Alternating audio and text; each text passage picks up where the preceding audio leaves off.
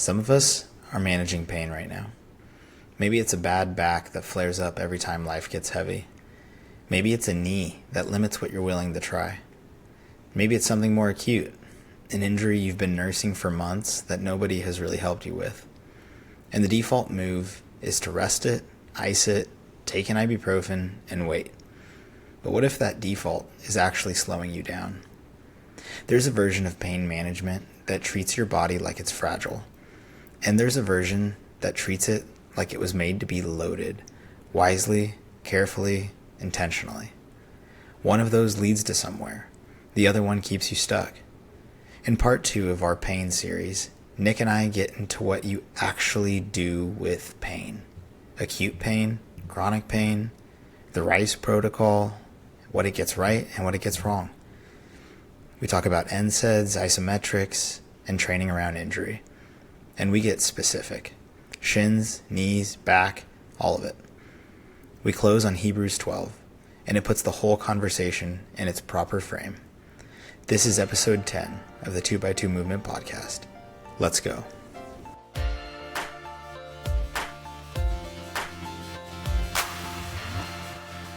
Welcome to the Movement Podcast, where we highlight and practice the calling to love God with all of our mind, body, and soul. This is a space for intentional growth, disciplined living, and faithful action.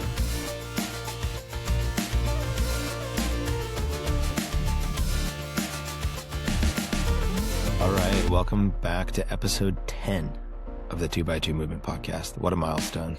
10. Let's go. Yeah, that's awesome. So, unfortunately, it's just us and nobody else. But fortunately, we're finally getting around to doing part 2 of our pain episode and series, I guess if you want to call it that. So I'm going to pray for us and let's jump right in. Okay. Dear Heavenly Father, Lord, thank you so much for this day. Thank you for giving us minds that can observe and think and process and seek to understand the world that you have created and the bodies that you've given us. Lord, I just pray that this conversation would be helpful and beneficial to those who are in pain. Help us to stay focused and to give people many points that they can take into their day, into their week, and use to steward their bodies. In your name we pray. Amen. Man. All right, dude, let's do a quick recap of what we went over in the first part of pain. The first thing that I think is important is to just mention the definition that we used for pain, which is simply pain is a signal of perceived threat in a broken world. And there's really 3 words that carry that conversation there. It's 1, signal. We know that the body communicates. It's 2, perceived. Pain is on a spectrum and it is individual. It's subjective, person to person. And then 3, broken world. It's like pain isn't God's design, but it's unavoidable on this side of heaven. You have anything to add there? No, actually, that's really good. Let's keep rolling. That's really good. I love that. So the next thing that we had just briefly mentioned is really how pain is neurological. It's not just a physical thing. We talked about the researcher and scientist Lorimer Moseley in his book Explain Pain, and how pain is the brain's alarm system. It's not necessarily a readout of tissue damage. And what we mean by that is that you can have massive damage to tissue and have zero pain. Or conversely, you can have zero damage to a tissue and have enormous amounts of pain, which is really important for the conversation that we're going to have today. What's next? What do we see? 2 camps. 2 camps. Yeah. Tell us about that one. Man, that's just the stigma, right? And we often, as humans, tend to fall on, we like to try and fall on one side of the extreme or the other, right? And you and I seek to find the middle, but the 2 camps are, one is the old adage, pain is weakness leaving the body. And if you're in pain, that's probably good because you're doing something right and you're working hard, And then the other maybe more nuanced camp is that you should never be in pain and you should modify everything, and that pain is your alarm system, and that from a training perspective or workout perspective, that if you're in pain, something's gone terribly wrong.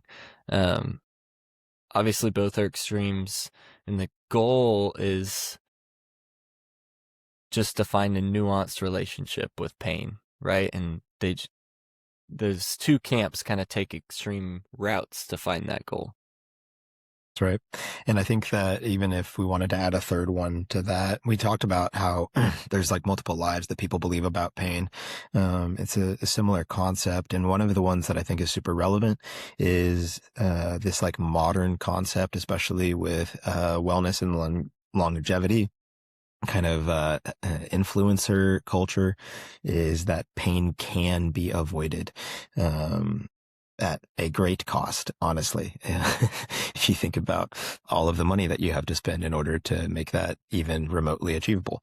And that's a lie. So we don't want to fall into that. And it's important that we combat lies with truth. And so we developed a theology of pain. And let's just bounce through some of these points. We said that when God created the world, when God created man, it was good. And pain wasn't a part of the original design. We said that pain entered the world through sin and the fall. God says there's going to be pain in childbirth. Thorns will make man like labor hard, and he's going to have pain in his work. And then we see... Yeah, sorry to interrupt you. No, go ahead. If you go to pain part 1, you can see me just have like an epiphany with the thorns thing. With that was like a consequence of our sin, and then Jesus wore the thorns, Yeah. a crown of thorns on his head when he bore the weight of our sin. Yeah, he literally bore the curse. I mean, like the coolest thing. That's what's cool is like hope enters into our pain through Christ bearing the curse of sin. I mean, literally on his head as a crown. Yeah. Talk about glory. Jeez. We talked about how Romans 8:22 helps us have like this perspective in our current moment that creation is groaning, and like that's our current reality. And so we shouldn't try to escape it, because there is no truly escaping pain until like Christ returns, creation is redeemed, and like we are living in perfect union with Jesus as our King. And then we talked about how pain is a proof of abandonment. That's really important. We mentioned how Christ became flesh. He entered into our pain, and he understands our pain. He experienced our pain. And so to feel pain is not to be abandoned by God, but more so we should be encouraged that instead of God staying distant from our pain, he actually entered into it. And then we talked about how pain isn't punishment. We looked at Job, the blind man in John 9, and how Jesus said, like, hey, this isn't this man's parents who sinned. It's not him. It's so that the works of God might be displayed in him. And there's like really a lot of power in that. And then we briefly mentioned some different elements of spiritual pain. But today, I think it's really important for us to get super, super practical. I want us to answer the question, what do you actually do with pain? So to begin that, let's really start with understanding very, very practically the types of pain. And I would break that down into the categories of acute pain versus chronic pain. Nick, talk about what acute pain is. Yeah, acute pain is the immediate onset of injury, right? It refers to, I'm picking up a heavy box and feel a pop in my back and everything starts to seize up, or, I'm on the soccer field and tear my ACL. Chronic pain are things that kind of creep up on you, and you're going to feel that pain over an extended period of time. I'm sure I think the textbooks say like longer than 2 days is chronic, right? Like an itis, a tendonitis is longer than 2 days, and then tendinosis is longer than 2 weeks or something like that. But I've got itises going on in multiple places in my body right now. Like I think the more common, our fear is the acute pain, but the more common reality for people is that chronic pain that they're living with, the chronic low back pain, the chronic neck, shoulder, knee, Yeah. all those types of pain. So yeah. And that's an important distinction because there is going to be a difference in how you respond and you approach both of those things. And we'll dive into that. So we have acute pain, we have chronic pain, we have something that people often use to measure pain, which is this just like very subjective pain scale. It's like on a scale of 1 to 10, how bad does this hurt? Which is difficult because we already mentioned in part 1 that pain is very subjective. It is based on the individual and their literal level of pain tolerance. I think something that can be more useful is distinguishing between functional pain and dysfunctional pain.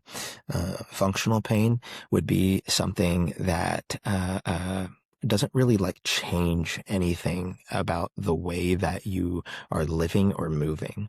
It doesn't change your movement pattern, and it kind of clears up with a warm up. That's something that is really important because if my shoulder's bothering me and I hop on a bike for 5 minutes and I do some rotator cuff exercises and I feel good after that, like I should still bench press. I should still do my pull-ups. I should still do whatever my workout is. Right. The more important distinction is dysfunctional pain. What is dysfunctional pain, Nick? Dysfunctional pain is just pain that is worsening over time. It's gonna cause dysfunction. I know I just used the word in the definition, but dysfunction meaning like I'm gonna alter the way I'm moving. Like maybe I'm limping, or I'm not able to go through a full range of motion with my shoulder because my shoulder's bothering me, right? And then there's often, not always, but often neurological flags like any numbness, tingling, shooting, sharp type of pain. Something that's a little bit more significant typically. Yeah. And that's important because when we think about experiencing some level of pain at a joint or in a specific muscle, we can't let that perception going into whatever activity it is that we're doing define what it is that we end up doing. I think like going back to what I just said, like it's important. It's not as important to like pinpoint how you feel going in. It's more important to pinpoint how you feel going out, so to say. Yeah. So, after a good warm up, how do you feel? If you still are experiencing that dysfunction, if you are still experiencing loss of range of motion, altered gait mechanics or movement patterns, like there may be a little bit more consideration to take. But from like a very, very like high level approach, if you're experiencing pain of any kind and considering, hey, should I play pickleball today or should I not? Should I do this lift today or should I not? Don't let the way that you feel as you're walking into the gym or onto the court make that decision for you. Make that decision after you've put in a little bit of legwork to see kind of, hey, how can I manipulate my nervous system? You have anything to add to that? Yeah. In the context of kind of in light of laying out the types of pain and for clarity, in the light of chronic pain, right? If my knee is like dislocated, then Yeah, don't go and warm up. You probably couldn't walk into the pickleball courts anyway, right? You probably weren't doing that. But that just be clear. But man, I find that with pain, with rehab contexts, with injury, the most important thing above all else is finding your entry point to training, right? If we're talking about like I'm going into the gym and I'm trying to get a workout in, and everyone is going to have an entry point, right? And maybe we'll get into the specifics. With my lower back, it's like I'm gonna get a pump in my lower back, right? And that's my entry point for my back training, and then I'll just kind of train around it. If it's a lower body injury, it's like I'm gonna do some isometrics. Man, maybe that's not my entry point. Maybe that gets my pain level higher, and I'm gonna just hop on the bike and just get some blood flow in there and do upper body that day, right? But the point is, like, there's an entry point for every chronic injury, right? And sometimes the entry point is just like avoiding it altogether because nothing feels good that day on that injury. But it's okay, I'm gonna hit my upper body instead of my lower body, or vice versa. Yeah. And there's a lot of really creative ways to approach that. Like from the standpoint, kind of bouncing off of what you were just saying with like getting a back pump. You may be experiencing pain in the back, and yeah, it's probably not going to be a good idea to just like hit some heavy straight bar deadlifts. But it could be a really good idea to literally just go face down on the ground and accumulate, a minute and a half to 3 minutes of time in a Superman, like position, just holding that position, contracting those muscle fibers, driving blood to that specific location. And even like to go further than that, I was having a conversation with someone at church a couple weeks ago who dislocated his shoulder while he was playing pickleball. It was a pretty crazy injury. Did he fall? No. I mean, it was literally like an overhead. I was the craziest thing. I honestly was like, dude, we need to maybe get that looked at, or like get some other cuff exercises. I don't know. Let's just strengthen. Bro, who was he trying to murder on the other side of the net? It was a warm up, but yeah, I mean, it was pretty awesome. Like I was like, kudos, dude, kudos. But the cool thing was in our conversation talking about it, we went over the fact that like, hey, just because you literally dislocated your right shoulder doesn't mean that you can't do anything with your left. You know what I'm saying? It doesn't even mean that you can't do anything with your right. What it means is that your body is going to communicate with you in specific ways, and it is your job to seek to interpret that communication and then to talk back, communicate back. And so, whether it's just opposite side training or whether it's, hey, I can only do pulling exercises. Maybe it's, I literally can only do, forearm training, on that side. Like, it's going to be a net positive. The important thing, like you said, is to find that entry point, and keep going. But, again, this is in all relation to like chronic pain. I think it's important for us to spend some time talking about that acute pain. So like, let's put ourselves in the shoes of, let's use this as a case study. If, you're on the pickleball court and you really whack one and, you're like, oh my gosh, like shooting pain in my shoulder. I feel immediate, discomfort. I feel like I have zero stability there.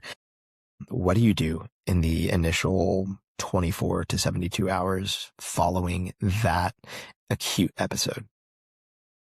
Yeah, just in the specific example with a shoulder dislocation, you can probably feel that your shoulder is out of place unless it, subluxed and came right back into place.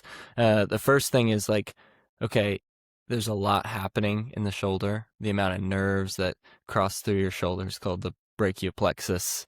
There's a bunch of arteries and veins. So first things first, like call your doctor and probably get an image on that, because when something dislocates, one, it's got to be relocated, right? But two, you don't know what happened when it dislocated to all of the ligaments and tendons that are involved in the joint, and the shoulder joint's just super complex. So, there's a good chance you could also have a tear with that dislocation. Or, you said it wasn't a fall, but if I fell and dislocated my shoulder, there could be, a fracture in my collarbone. There could be a whole host of things going on. So, in this specific example, I'd say an acute injury, it's important to see your primary care physician. That person will refer you out to get an MRI, and you can get just more understanding of what's going on just under the microscope, right? Just things that Nick and Josh can't see, right? Then from there, right, like I think one thing we were literally talking about yesterday was the power of like your nutrition, and that's you've got to overload your body with the good nutrients. A lot of people are like, wow, now I'm not active. I'm kind of sitting around. I shouldn't eat as much. Or they're like, screw it, I'm going to friggin' eat ice cream to numb some of this pain, right? But it is very important, I would say, to the healing process, especially when we're talking about the first 24 to 72 hours. Overload your body with the good, because your body's taking that in, it's sending all of that to that area, right? It's trying to put out that fire. Without getting too technical, like give some examples of like what is the good. Yeah, man. Red meat is very good. I'm gonna start by that. Yeah, Well, you got that right. for some people that's a hot take, and I don't know why it still is, but like have a great steak and a good leafy green salad. Yeah. You could get really technical here. Wow. But yeah, like eat some vegetables and some fruits and some good quality meat, basically, is what it would boil down to.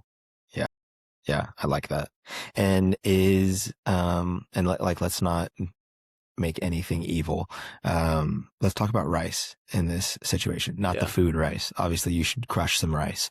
But the principle rice, RICE, that's the one that like people will throw around all the time. That's the one that I think like is like general knowledge to some extent. First, like what does rice get right? Rice is rest, ice, compression, elevation.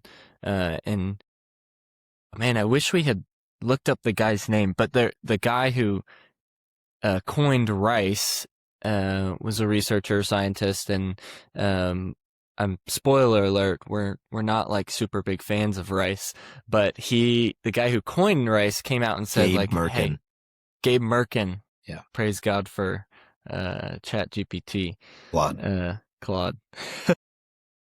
Gabe Merkin, yeah, and then recently it was a big deal because he came out and said, you know what, actually this thing that I coined that now everyone does upon injury probably isn't the best way to treat an injury. Basically, well, it does get some things right though. Like, resting, I think, is an important one, right? Like, I heard especially in that initial like 24 hours, 48 hours. Yep. You know?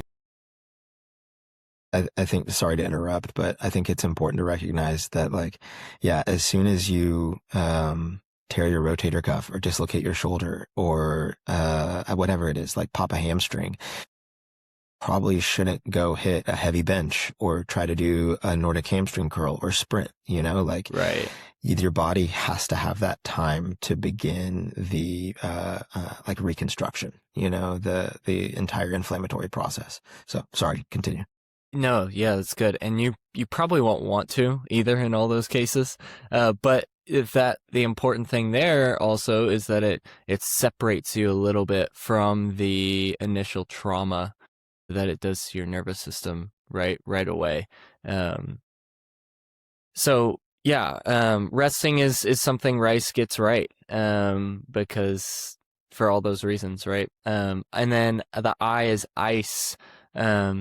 And the old adage, the old thought was, it reduces inflammation when you put ice on, but and in some cases that can be true, but what ice does is it is a vasoconstrictor, meaning it constricts blood vessels, for the time that you have on the ice on the affected area, right? Yeah. So, if I ice for 15 minutes, I just cut off the blood supply to the joint or the area for 15 minutes. And what we want is we want to actually do the opposite. We want to encourage blood to go in that area, because that inflammation actually is not a bad thing.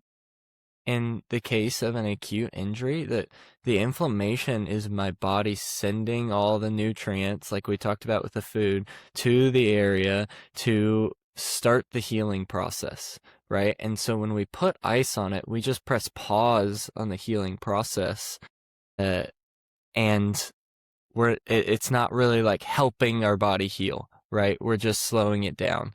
The the a great way to use ice, though, is in the case of like, man, I am in so much pain because I just blew out my shoulder, and I'm just gonna throw ice on this as like a pain suppressant, right? So I can kind of manage the pain a little bit more, it's not gonna like accelerate my healing, but whatever, like I'm just gonna throw some ice on it because it hurts really bad.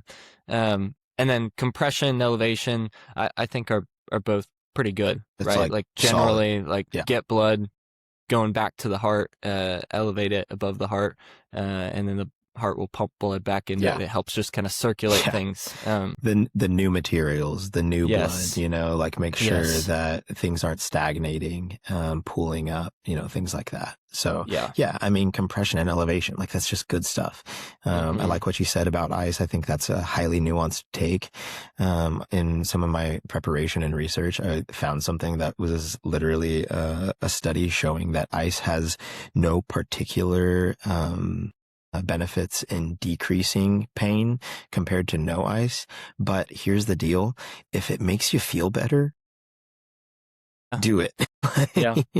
Like you're probably in a lot of pain. Like listen to your body. If ice makes something feel better, do a little bit, just to manage that pain. The other way that people often manage pain, and again, let's try to not be too, hateful here, are It's gonna NSAIDs be hard. and pain relievers. And this is an interesting one. So I actually was doing a little bit more, research on this because, I have a lot of, just to be honest, I hate NSAIDs. Nick hates NSAIDs. I mean, I've probably taken 2 ibuprofen in the last 4 years.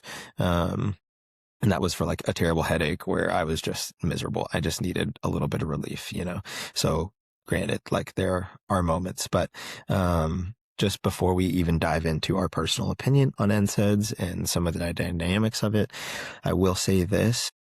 I learned this literally, this week, that NSAIDs, in their response from the body, is tissue specific. And so while NSAIDs have, scientifically been shown to, actually inhibit the healing processes, of bone and of muscle, they can be potentially beneficial, with tendon injuries. And so like there is even more nuance to that. Specifically, you can say that NSAIDs may actually help with decreasing adhesion formation, in the tendon, which, would be like this undesirable stiffness in a tendon, with no negative effect on the tensile strength of the tendon. So just before we dive in, Yeah. with NSAIDs, picture is tissue dependent. It's not universal. But that being said, everybody likes to, man, I'm really hurting. I'm just going to pop an ibuprofen. What do you got on that? Dude, you saw me like lean in. I'm so ready for this. Yeah, you know, here's another reason why NSAIDs can be really positive. Before I just absolutely flame them. No, I'm just kidding.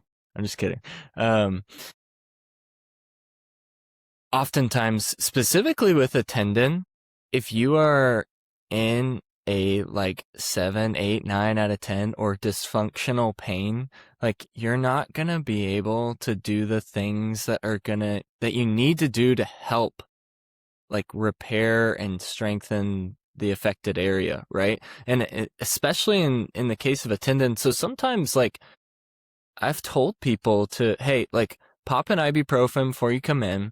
We're not going to like go crazy, but we're just going to like move that entry point up one step to get us closer to the second floor, right? We're not going to, where people go wrong is they take the NSAID and then they just do whatever they were going to do in the first place. Like, we work at a tennis club and, the amount of people on NSAIDs to continue playing tennis is just outrageous instead of like going and actually fixing what's the root cause behind their pain.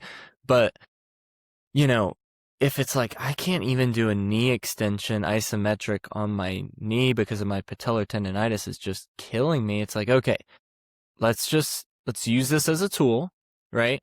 And let's take an ibuprofen an hour before you come in, and let's be able to accumulate just a little bit of tendon loading to be able to kind of move the needle in the right direction. And then once you kind of break that stalling point and you have some momentum, then it's usually not needed for very long. But man, like I do get it. It does just suck being in pain every day. You get tired of it, Yeah. right? And that's where it's so important to like reorient yourself back to the cross, right? And I think there's a lot of believers that are using NSAIDs as a numbing tool, and feel hopeless with their pain. They're like, I'm just going to use this, and it's not bad because it's ibuprofen, right? But we're not like treating our creation and some people don't even know this. A lot of people don't even know this, but we're not even like utilizing our bodies the way God designed them, in that we can like do things to help our bodies heal, right? And this is something that oftentimes is inhibiting us to heal, but we're just numbing it, just like we would numb our heart when we're in pain by doom scrolling or drinking alcohol, right? Like it's those things go together, right? Yeah. And maybe it's a little bit more nuanced because like someone can be in some dysfunctional pain, not actually be able to do the things that their work requires them to do, right? If they're in like a manual labor situation or whatever. And we don't need to spend like all the time on NSAIDs, but look, like we just talked about inflammation, and that inflammation can be a good thing, right? Like it is A necessary our body, a necessary thing. Yeah, it's our body sending blood, and blood brings the building blocks to rebuild and heal the things that are broken, right? And so when you take the NSAID, like it is a neurological blocker, right? Like you don't feel the pain, but it is not doing anything to heal, right? So you've got to still do, and this is very important, you've got to still seek out help through some physical therapy or whatever to be able to fix what you've got going on. And to like my gym bros, like, look, that might mean you're not going to be able to squat, bench, deadlift for a couple weeks, right? Whatever it is, like just don't sacrifice your body on the altar of performance, right? Be intentional in that, like sometimes it's okay to take your entry point again and take a couple steps back to be able to go further in the future, right? Yeah, that's really good. And I think it's, again, important to say with like an acute injury, maybe a good way to think about NSAIDs is they are like to rest. we want rest initially. Like there is like tremendous benefit. There is absolutely a time and place. Rest is essential, and NSAIDs aren't always. But like I will say, in the scope of like long-term healing, you cannot just rest perpetually, or you will atrophy. And then likewise, what's fascinating is that the research suggests that prolonged NSAID usage actually blocks protein synthesis, which is that process of the body like actually rebuilding the structures, the tissues. And so like if you just keep using NSAIDs, you might have less pain, but you're also going to have less healing. And that's like a vicious cycle. So we don't want to be over dependent on them. And that's why we're talking about, these strategies, which I think is a good little segue for us to talk about training around injuries. Like I've been injured, or maybe I do have some chronic pain, that's a low enough level that I can just kind of press on a little bit. We already have talked about sufficiently the entry point principle. It's like, hey, find a way that I can load my body without pain and like load it, like get after it, find the movement, the position, the right weight, intensity, and start there and just go. I think it's important to note, like I love this. I literally wrote it down. Regression is not failure. It's strategy. Like, it's not, I see so many people that I work with who, if we have to take a step back, they're just like so distraught. Like, I'm going backwards. I'm not making any progress. No, like it's strategic, like we are non-linear beings, we want to be thinking again, like we're always up and to the right, both like in our faith and in our fitness, but that's not the reality. Like there's going to be a lot of hills and valleys in that process. So regression is not failure. Yes. And I think that brings me to like the second most important, right? If I said like the most important is finding your entry point, the second most important concept in this situation, in any pain situation, is progression. Right? Like if you take 2 steps backwards, but like, let's make sure we take steps forwards. We can't just stay where we're at. And that's where I think you and I, we like bang our heads against the wall watching some rehab for some individuals, because one, like the entry point they've been inserted into is just way too low level, right? Like we've got a 100-mile-an-hour arm going and doing rehab with, a couple 80-year-olds, and sometimes that's the case. That's like absolutely necessary, but they can't stay there, right? Like there's certain exercise selections and combinations that are great for that 80-year-old, or great for that person with like severe dysfunction, but we can't just put people in a box and say, like, here's the protocol that everyone follows, and we're going to follow this linear track on this specific protocol, because some people move faster than that. Some people move slower than that. Some people need a higher level of stimulation to get any sort of benefit out of what you're asking them to do, right? But the most important thing is, or the second most important thing, they're all important, whatever, is progression, right? Like making sure that if you held a wall sit for your knee rehab and that was your entry point for a minute, that the next week you either hold 5 pounds or you try a minute and 5 or a minute and 10 seconds, right? 30, and then you just go for it. Go for it. Why not? Right. But you continue to stair step up, right? And then that's how you get back to restored function and restored performance and wanting to get to do the things that you want to do. Yeah, that's right. And I think to build off of that, progression, I guess even just to give like a practical example of that, I think about times that I've worked with someone who's had a back injury, and maybe it's even a back injury while they are exercising, maybe say doing a deadlift or something. Oftentimes the first place, like literally the first place that I go to with them is doing a bent over dumbbell so that they are like in the same position that they were in when they experienced like the acute episode of pain or injury to the site. And we're going to spend a lot of time there because you're literally just holding that position while you do rows and you're not moving. And so it's an isometric. But like, because it's an isometric, you're getting some sort of muscular contraction at a very low level in that place. So you're accumulating some blood flow. You're re-educating the brain in that position and you're building confidence. And so, you know, like, yeah, I mean, if somebody has a back injury, I'm certainly not going to try to load a bar heavy with them and have them try the exact same movement that they did when they were hurt.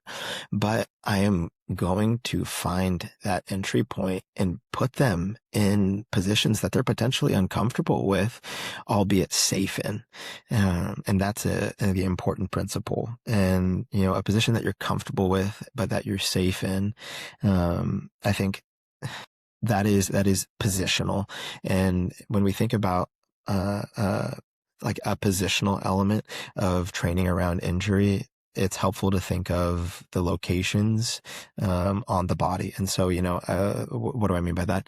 I mean, if I have an elbow injury, again, like I may not be able to tolerate specific exercises at the elbow, you know, like a heavy barbell curl. What I may be able to do though, is a shoulder exercise or a wrist exercise. So I'm going to look at the joints above the site of injury and below the site of injury. And I'm going to try to train those things. It may likewise be like, hey, you know, I have a quad strain and certain movements really bother my quad, but an RDL doesn't bother my quad.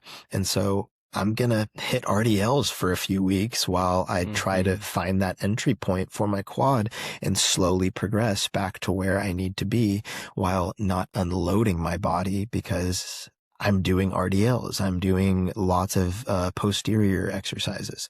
So that's another principle that can be really powerful.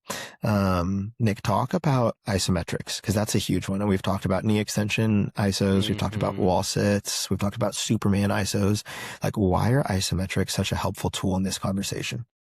Gosh, they are the greatest tool that we hardly ever use. Yeah, so isometrics, in just really quick before we talk about like in rehab, in just normal situations are so good because in isometric by definition is just loading any part of the body without movement, right? So that could be something as simple as a wall sit or a plank, right?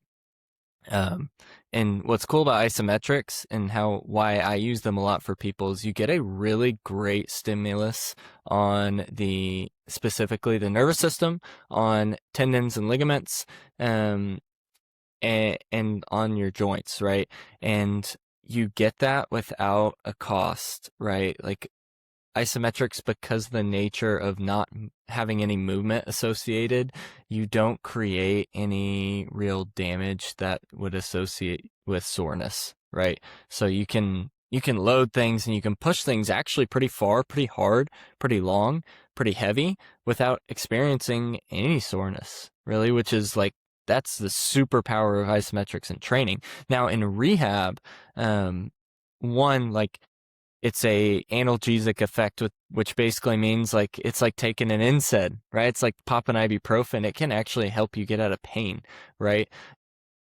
And oftentimes that's due to like these adhesions or micro tears in a tendon, where when you load it without movement, it can start to just pull that tendon, those fibers, and line those fibers back up and get rid of those adhesions, and you can actually load the tendon and get out of pain a little bit there, you know? I think the like case for isometrics,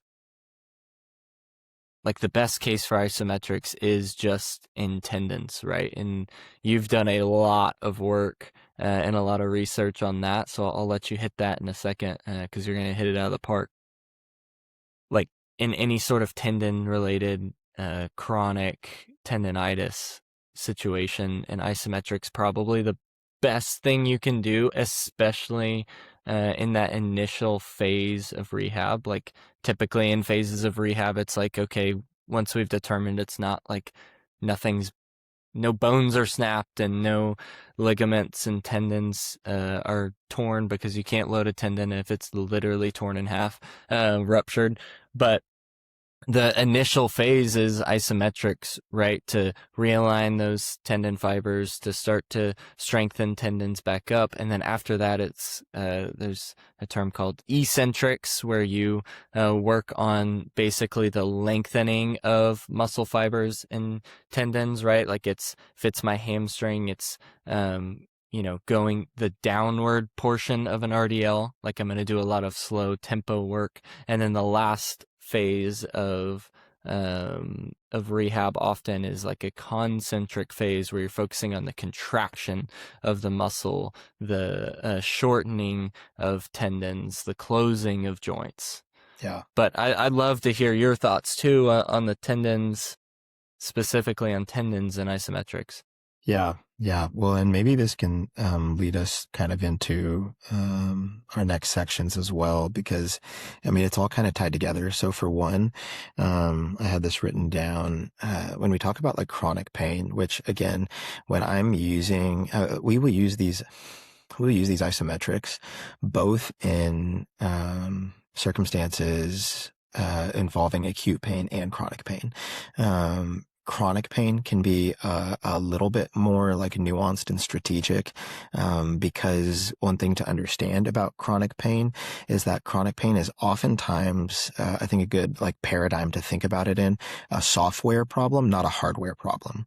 And so, one of the things that we're trying to do when we are addressing chronic pain is considering the impact that the brain is having on the body, which is, again, like that is the source of our pain, is that perceived signal, right, that we talked about. And so when we experience chronic pain, we are walking through like a highly sensitized nervous system. We are at like this peak fight or flight. And what's unique about that is it doesn't have to be systemic. So I don't have to feel like I am in immense amounts of duress, anxiety, stress in order for my body to be communicating a fight or flight response at a specific joint. And the way that a good example of that is you take a baseball player. I worked with baseball players for a long time. I still do. You have someone who had an injury to the shoulder or the elbow while throwing. They go through their full rehab processes. They pass all of their tests with flying colors. They display great joint strength, stability, mobility, everything. But then they put a ball in their hands and they have pain. And that is because the brain has associated danger to that specific movement. And so there is this high level of sensitization there at the joint with that movement. So one of our goals with isometrics is to like desensitize the nervous system. And that's really one of the cool elements of an isometric, is that it can be a functional way to desensitize the nervous system.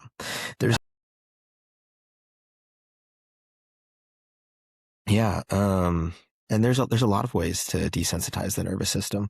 Some of my favorite ones, and I take pretty much all of this from Jake Tura, spelled Tuura.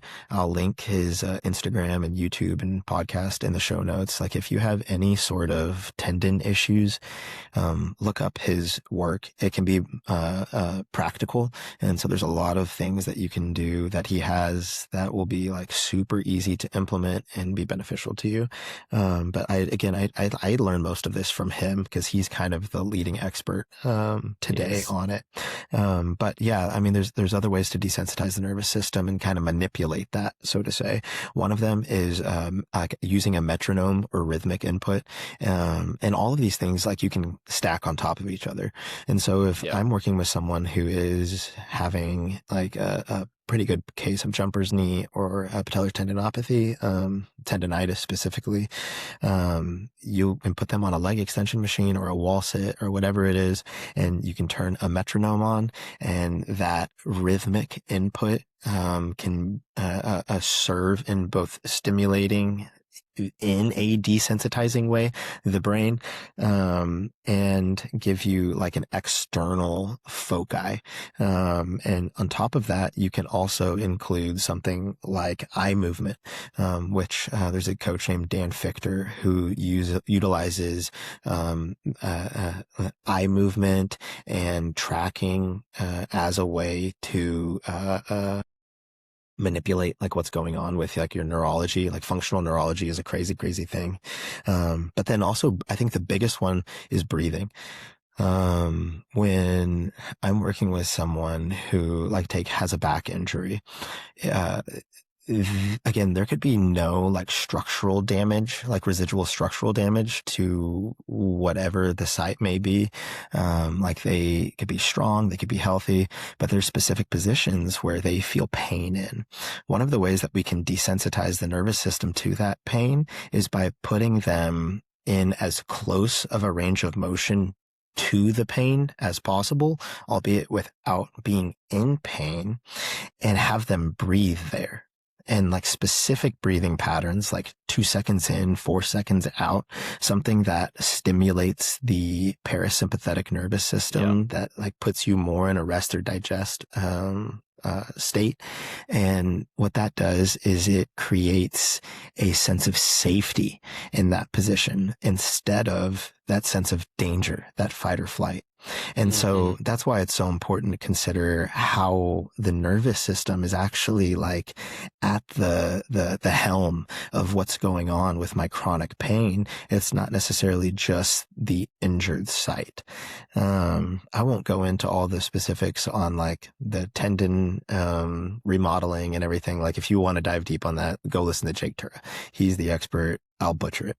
But these are some things that I think are really important to understand in how you can utilize something like isometrics, and managing your pain. So there's that. Let's spend the last few minutes here talking about like some specifics. Like let's start here. Running injuries. All right. You've got some shin splints. What are you going to do? Yes. And I think we would be, and I'll weave this into my answer, but I think we would be remiss if we didn't touch on like, we're not talking about why we're in pain anymore necessarily, but just the understanding of the effect of my life stress, the effect of my sleep, and the effect of my nutrition on my pain. Right?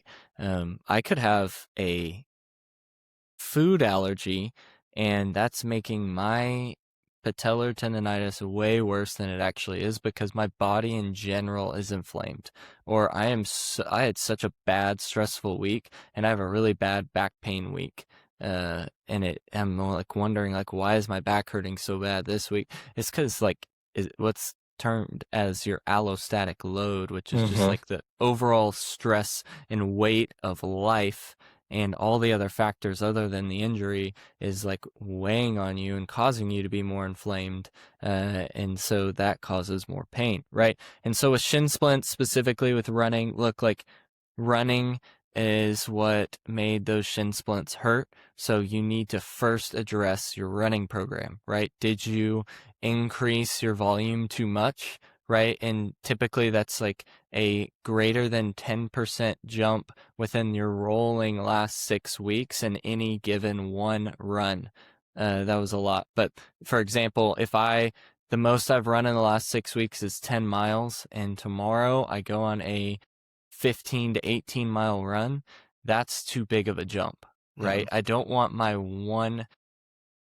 my acute load to be higher than 10% than any previous run, right? So that's the first thing. Shin splints, like that's super low hanging fruit. The other low hanging fruit is like, when's the last time you replaced your shoes? Sometimes you can back off running new shoes. I really like Luke's Locker Run On and Fleet Feet are 3 really good shoe stores that they actually do a foot scan and a gait analysis. And so they can get you into the right shoe. And sometimes, like, just getting into the right shoe, managing your running volume will help your shin splints right away. From there, like, you still want to address and strengthen. So that's going to be, strengthening the muscles in your lower leg, doing anterior tibialis raises, doing some easy single leg balance work, strengthening your calves, calf raises, isometrics, right? Calf raise isometrics are all really good options. Yeah. And even to like piggyback off of that, even a little bit of soft tissue work, like on the anterior tibialis, can be really beneficial. Yeah, I mean, there's a lot there, but one other thing I would add to that is one thing that I've found to be incredibly beneficial are like super, super low level plyometrics, like jump rope or even just like Tommy John calf jumps. That's the thing. I once heard that Louis Simmons, the like famous weightlifting coach, he told some an extreme endurance runner who had shin splints, hey, do 5 minutes of jump rope a day. And this guy was like, what? Like, why would I do that? How's that going to help? And then he did it and like his shin splints were gone. So, there's a lot of strategies to manage that. But, moving on to like knee pain, like if you were experiencing any sort of knee pain, we've talked about that to some extent. I think really the one of the biggest factors in avoiding knee pain is just by making sure you have strong and healthy quads. That's one of the lowest hanging fruit for the majority of the population. In fact, in my own personal training, I think that I really spend almost more time training people's quads these days than I do even their posterior chain, which sounds like heresy in the world of like fitness and strength and conditioning, but that's just my observation. Like I see a lot of knee pain. And so I know that if you have stronger quads, there's going to be a lot more tissue there to help manage the forces that the body experiences when it's, undergoing an activity like tennis or running. So like, I'm going to really prioritize that. I think that's low hanging fruit. The other thing with knee pain, I think I often see is like making sure that you're addressing, the lateral elements of the knee, specifically the upper leg. Like, man, if you have weak adductors, those muscles of the groin, like, hop on an adductor machine at your gym and get those things strong. Increase your weight 5 to 10 pounds every time you get on it and make sure they're strong. And then you want to have like pretty mobile and strong like lateral compartments of your upper leg, right? That outside part of your leg.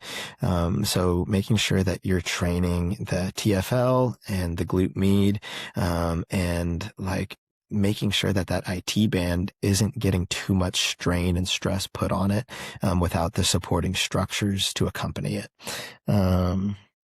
So I think let's move on in these last few minutes. I think the really big one is back pain. Let's talk about like practically like how we address back pain. And I want you to start with that because you actually are experiencing some back pain. Like, can you believe that a personal trainer, a coach, has pain? What are you doing right now to manage your back pain? How are you approaching that mentally, but also practically? I'm doing it pretty poorly, to be honest.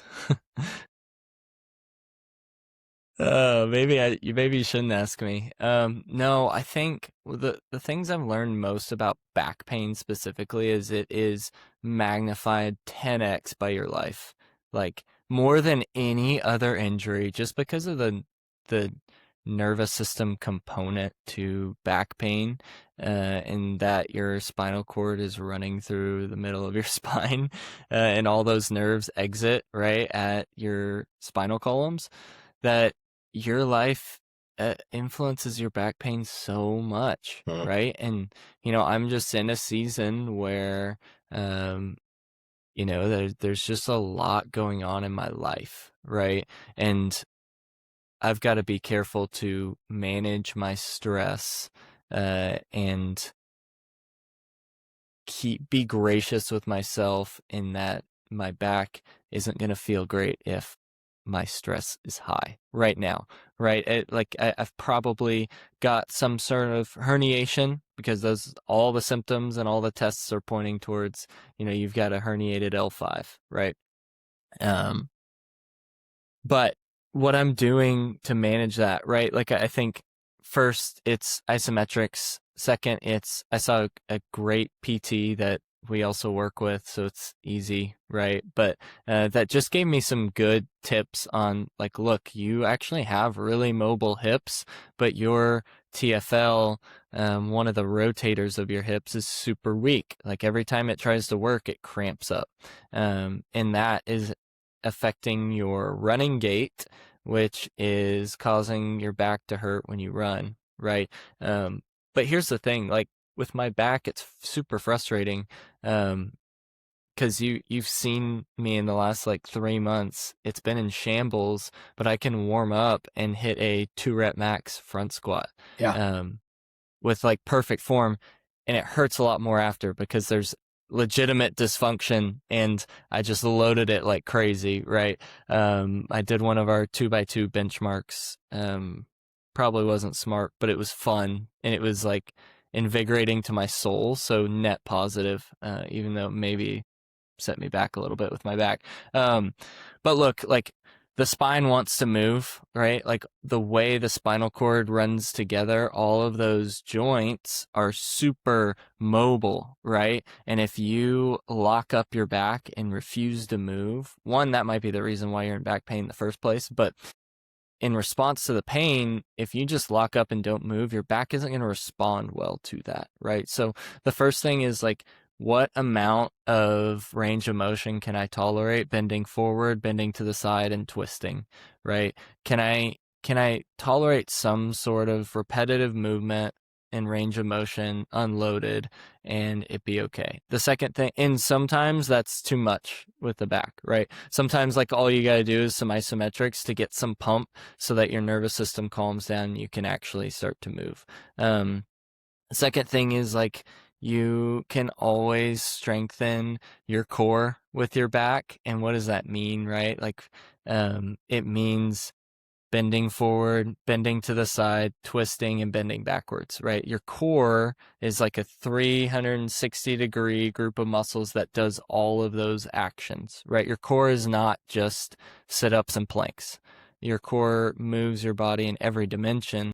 So training your core as such as you are moving and stepping forward in your back pain is very important.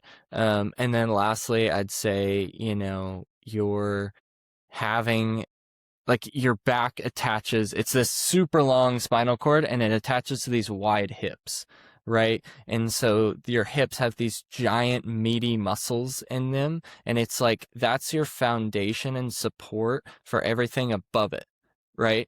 So if you have a weak foundation, then it's going to be really hard to not experience any sort of sensation in the back, because it's just sitting on something that's super weak, right? So strengthening up your glutes, having super strong, stable glute med and hips, strengthening up your glute max, right, which is just the biggest butt muscle, right? By, entry points are things like clamshells. Entry points are things like hip bridges, bodyweight squats, and then you start to, like, progress it into deadlifts, back squats. Like, all those things are really good, and they strengthen your hips and your glutes and your hamstrings and all those things. Yeah, that's a good word. That's a really good word. I'm going to close here. I'm just going to, like, fly through some points to take away from this. One thing I think that's important to note is that there's really no such thing as a bad exercise, especially just, like, objectively speaking. Exercises are just exercises. Movements are just movements. There's only bad applications and wrong entry points. And so don't be afraid of squats, deadlifts, overhead presses. Like, none of those things are inherently dangerous. The application of them is what can be dangerous, and the timing of them. So context and load, those are the two variables that matter the most. Remember that the dose makes the poison. We already talked about progressive overload is a form of injury rehabilitation and injury prevention. Tissue adapts to what you give it. The danger, like we said, with running is when you spike load, when you spike total volume without building a sufficient enough base. And then a big one, you mentioned it just recently, life stress is a pain amplifier. Another pain amplifier is sleep deprivation, which is hilarious, especially as, two dudes that have 3 new babies together. Like we are like in a bad spot for experiencing pain because of sleep deprivation. But I think it was really nuanced and thoughtful when you talked about the way that like a food allergy can affect your body's specific expression of pain.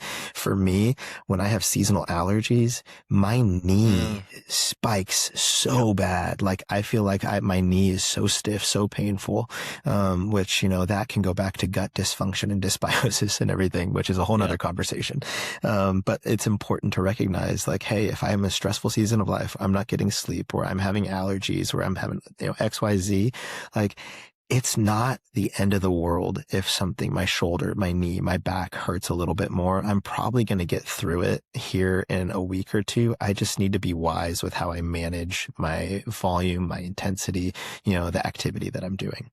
And then the last thing, I think this is the perfect one to end on, is that there is a cost to weakness. Our natural instinct when we have pain is to like unload, is to say, I don't want to put weight on my back. I don't want to do X, Y, and Z because I'm afraid that it might harm me more. And that might work short term, especially like we said in the acute response to an injury. But long term, it makes matters much, much worse, because detrained tissue is fragile tissue. And so what we want to do is carefully and considerately load tissue, because loading tissue is going to elicit a response from the body that is going to bolster your nervous system and strengthen the tissues, fortify the tissues to make you more resilient to the load of life that you place on it. I think it's just good to close with this simple quote. It's a lot more painful to be weak than to be trained through discomfort. And it's true. Like, weakness is the greatest danger, I think, that we face when it comes to the stress of life that we place on our body. We want to cultivate a strong, healthy, resilient body through intentional, wise, and thoughtful loading of the body. What do you have to add to that to close, Nick? I'll close with this, and then we can be done. Because I think this verse comes to my mind, and it wraps pain part 1 and part 2 perfectly. So I'll say this, and then we can be done. But it comes out of Hebrews chapter 12, verse 1 through 4.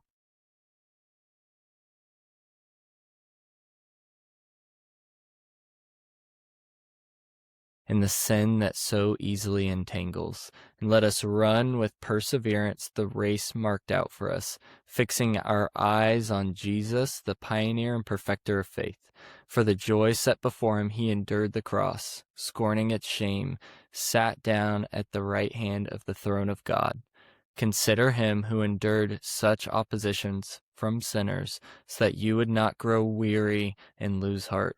I think that encompasses everything. Ultimately, with our pain, we always have to cling to the cross and cling to the truth that Jesus bore the weight of the greatest pain that has ever been bore, and that's the weight of all of our sin. And if you trust him, you believe in him, he can change your life forever. You won't be out of pain forever, but he will change your life forever. Good. This has been the 2x2 Movement Podcast. We hope that you tune in next time. Boom.